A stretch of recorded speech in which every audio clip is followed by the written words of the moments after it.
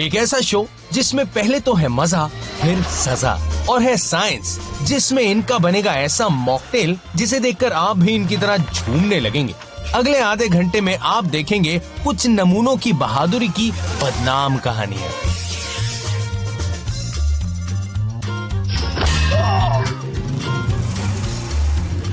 कुछ होंगी ज्ञान की बातें जिन पर आपने कभी ध्यान नहीं दिया, जैसे टॉर्क, और सिखाऊंगा कॉन्वर्सेशन ऑफ एंगुलर मोमेंटम।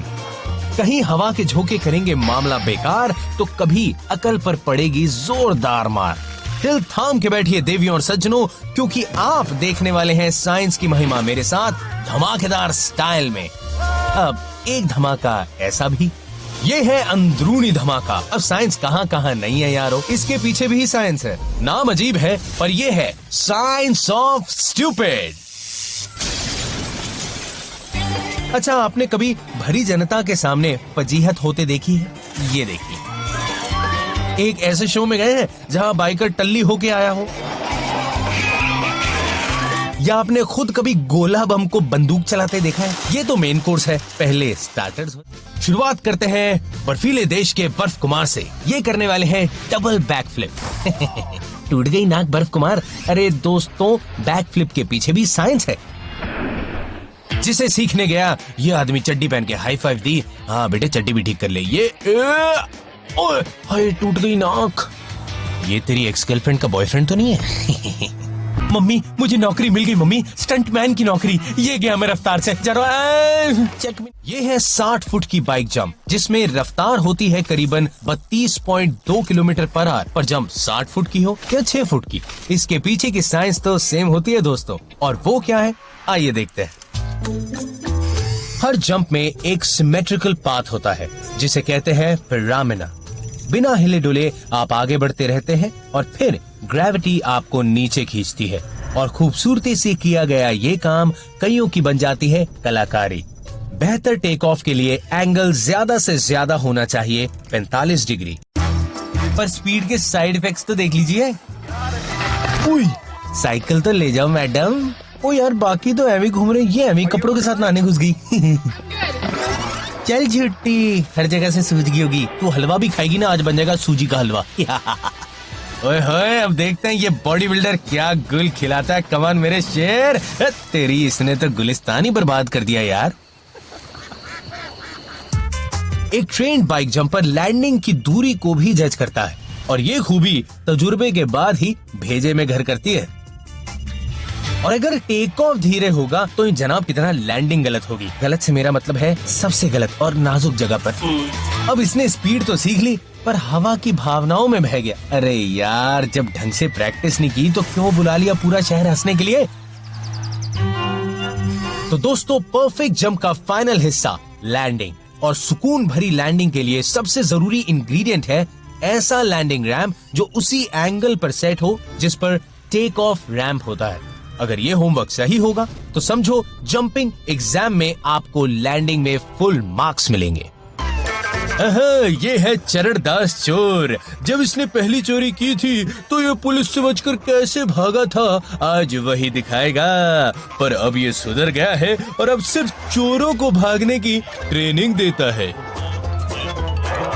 दरअसल इसने ये दिखाया कि चोरी करके भागने के लिए साइकिल का इस्तेमाल ना करो मेरे भाई, टांगे टूट जाएंगी। अबे यार, तू कभी मंदिर नहीं गया? सीढ़ियां नहीं चढ़ता वहाँ पे? अबे तू ना मंदिर के बाहर से चप्पलें मत चुराइयो, कभी भाग नहीं पाएगा, अबे गिर जाएगा तू।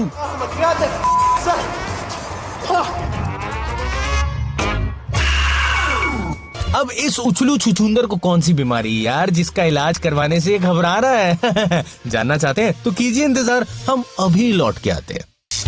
अरे नाना, इसे बीमारी नहीं है, ये तो खुशी से उछल रहा है क्योंकि इसकी शादी पक्की हो गई है ना। हाँ, पर इसकी खुशी की उछल स्प्रिंग पर भारी पड़ रही है क्योंकि ये इसकी पहली गर्लफ्रेंड ने गिफ्ट की है। ओए मान जा मेरी बात, आराम से गिर जाएगा तू सब। ओले, गई तेरी शादी कैंसल। बेटे, बच्चा मतलब बॉडी वाला बच्चा, समझा कर बात को।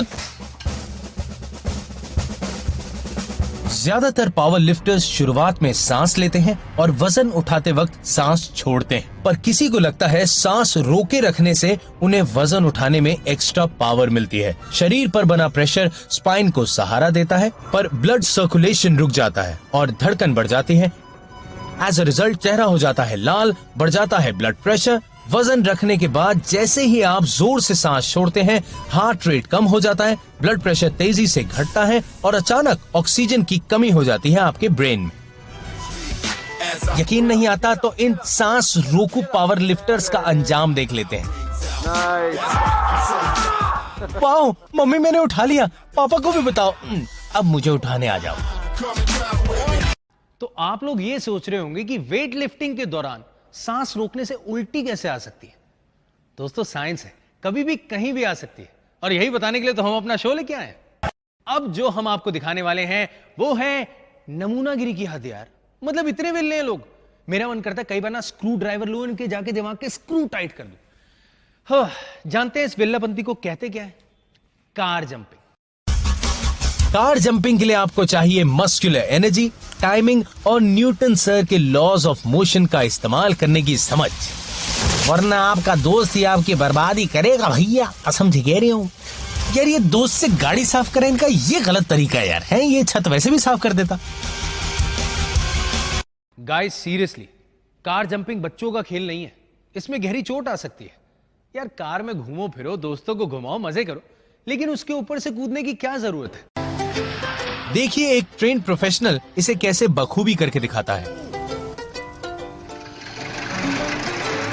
गौर कीजिए, जंप से पहले एक कदम आगे बढ़ाने से लेग मसल्स को मिलती है इलास्टिक एनर्जी, मतलब वो कार के ऊपर पूरी तरह जंप कर पाता है। दूसरी जरूरी बात, इन जनाब की टाइमिंग एकदम झकास है, झकास, क्योंकि कूदने से पहले इनके पास सिर्फ 300 मिलीसेकंड होते हैं। भाई लड़के ने अच्छी ट्रेनिंग किया है। और तीसरी जरूरी बात, खुद को आगे बढ़ाते रहना, क्योंकि अगर आप ऐसा नहीं करेंगे तो कार आपके पैरों को तो आगे ले जाएगी, पर आपका शरीर वहीं रह जाएगा और आप धड़ाम से गिर पड़ेंगे। न्यूटन सर का पहला लॉ ऑफ मोशन याद है ना? कोई भी चीज एक ही रफ्तार से चलती रहेगी जब तक उस पर कोई बाहरी फोर्स ना लगे। देखने में तो ये बहुत इजी था, आप सोच रहे होंगे ना तो मैं भी कर सकता हूं, but it's not that easy.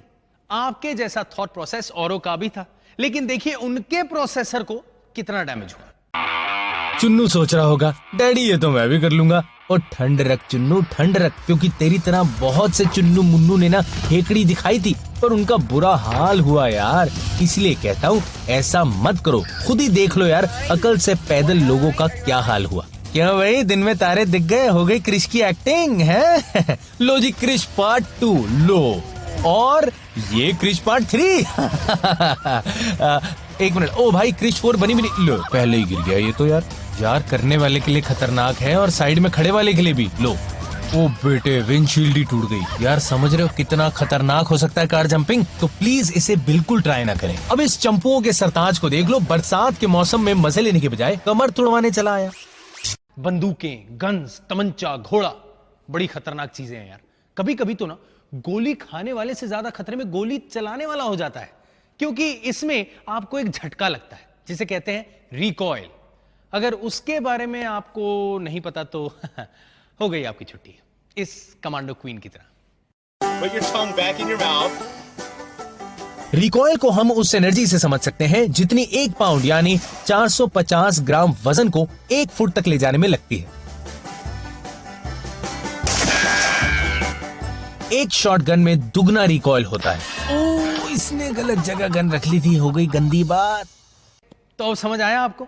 एक गन चलाने वाला भी उतने ही खतरे में रहता है जितना कि उस गन से निकलने वाली गोली खाने वाला। और स्पेशली जब ऐसे अनपढ़ बंदूक पकड़ लेंगे तो टारगेट को घबराने की जरूरत ही नहीं होगी। ध्यान से देखिए, समझिए, और हां, बाद में खुल के हंसना मत भूलना। इस बैरल गन से शॉट चलाने के लिए लगता है करीब 1500 किलोमीटर पर आवर का फोर्स, जिसका उल्टा झटका कंधों पर लगता है। इससे आप न्यूटन सर के तीसरे लॉ ऑफ मोशन को समझ सकते हैं। हर फोर्स का इक्वल और ऑपोजिट असर होता है। तो रिकॉइल आपको पीछे की तरफ ना फेंके, इसके लिए सबसे पहले आपको मजबूती से खड़ा होना पड़ेगा। हल्का सा आगे की तरफ झुकिए। बंदूक ही आपको घायल ना कर दे, इसीलिए बचने के लिए उसे कंधों पर रखिए एकदम कसकर। सुनने और देखने में कितना आसान लगता है ना, पर कुछ महान खिलाड़ी ऐसे भी हैं जिन्हें ये करने में भी आसान लगता है और शायद ये उनकी सबसे बड़ी गलती है। इसने ठीक से नहीं सुना, गन को कंधे से लगाना है, मुंह से नहीं। एक 12 गेज शॉटगन करीब 50 फुट पाउंड एनर्जी छोड़ती है। हीरो, अब तो तुझे नोज जॉब करवानी पड़ेगी।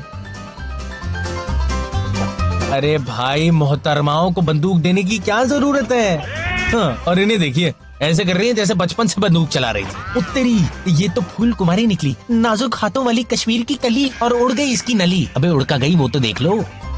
और जब पीछे हो एक खाते पीते घर का छोटा बेटा मुन्नू, तो गन क्या, तोप का रिकॉइल भी उसका कुछ नहीं बिगाड़ सकता। आ जाओ सालेओ। दोस्तों, ये है शायद अब तक की बनाई गई सबसे बड़ी कैलिबर सेंटर फायर राइफल। इसकी एक गोली 1 इंच की है। बड़ी राइफल है तो झटका भी बड़ा होगा, इसीलिए तैयारी करनी होगी।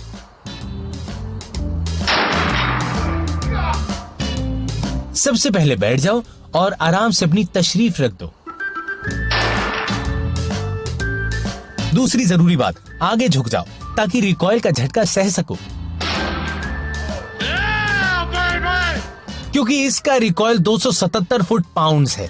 एक पावरफुल शॉटगन से 5 गुना ज्यादा। बहुत है यार। और तीसरा सबसे जरूरी रूल, गन को अपने कंधे के सहारे ही रखे।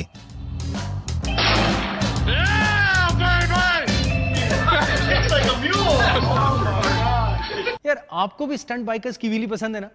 मुझे पता था, मजा आता है ना उनको देखने में। उनको देख के मन करता है यार, काश हम भी निकल जाएं यार अपनी बाइक को लेकर और फिसल कर, उछल कर, घूम कर, कूद कर लड़की पटा ले, है ना? पर यार, ये इतना आसान नहीं है जितना लगता है। इसके लिए भी साइंस सीखनी होगी। ये साइंस में आउटस्टैंडिंग स्टूडेंट होगा, always standing out of the class. दुनिया के सामने ऐसी बेइज्जती से बचना हो, अपनी हड्डी ना तोड़वानी हो और घर वालों की डांट ना खानी हो, तो दोस्तों पहले इसमें छिपी साइंस को अच्छे से समझ लो, वरना ना गर्लफ्रेंड भी जिंदगी से दूर हो सकती है। व्हीली को 2 हिस्सों में बांट सकते हैं। पहला, आगे के पहियों को ऊपर उठाना। पिछले पहिए पर आने के लिए पावर इतनी बढ़ानी होती है कि पिछले पहिए का टॉर्क बाकी बाइक के वजन से भी ज्यादा हो। और उठने के बाद आपको कलाकारी दिखानी है टॉर्क और वेट को बैलेंस करने में, और स्पीड को बढ़ाने के साथ साथ बैक ब्रेक भी लगानी पड़ती है और मेंटेन करनी है सेंटर ऑफ ग्रेविटी, और इस सब को बड़े प्यार से अंजाम दे। मैंने स्टंट की दवाई पी ली, अब मैं करूंगा व्हीली। वाह, मैं तो शायरी करने लगा यार। वाह, थैंक यू। हाँ जी अंकल, वेरी गुड, नमस्ते। नहीं मतलब व्हीली का इरादा लग नहीं रहा आपका। नहीं लग रहा है, थोड़ा थोड़ा मन बना रहे हो आप। नहीं आगे नहीं, मेरी बात मानो, आप रहने दो।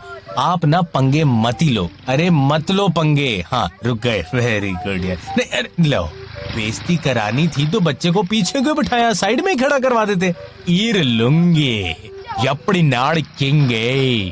और अगर आप अपनी गर्लफ्रेंड से परेशान हो तो उसे व्हीली पे ले जाए। आप करेंगे व्हीली और वो हो जाएगी ढीली। बेदर्दी बाल मत तुझको मेरा बम याद करता है। अरे यार, इसकी तो महिला आयोग में शिकायत करनी चाहिए।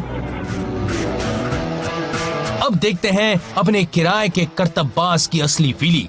ये है आज का हमारा हीरो। वैसे मैं बता दूं कि पीछे के पहिए का टॉर्क इस बाइक के वजन से ज्यादा है, और अब इसे सिर्फ मेंटेन करनी है पिछले पहिए की सेंटर ऑफ ग्रेविटी। पर इसने अपनी बाइक को इतना घिसा है कि आज बाइक ने इसे घिसने का प्लान बना लिया। ले बेटे, धूल चाट ले। अरे हट जाओ, सामने से हट जाओ। अरे प्लीज हट जाओ। अरे oh, you must be feeling tired now. ये हमारा व्हीली का शहंशाह, जबरदस्त कंट्रोल, किसी की नजर ना लग जाए। लो लग गई यार। अरे मेरी नहीं लगी, आप ही की लगी होगी।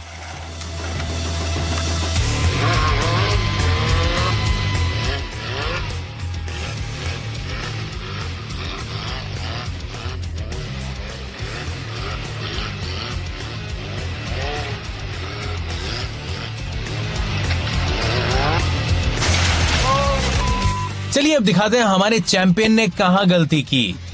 जैसे ही हमारे स्टंट कुमार ने अपना एक पैर उठाया, तभी उसका बैलेंस बिगड़ गया और बाइक हुई आउट ऑफ कंट्रोल। और हमारे स्टंट कुमार के पास खुद को संभालने का टाइम नहीं था और ना ही खुली जगह थी यार। बेचारे ठेले वाले का नुकसान हो गया यार, पर नो टेंशन, मुझे पूरा यकीन है कि इसने ना अपना एक टायर बेचकर इसके ठेले की भरपाई की।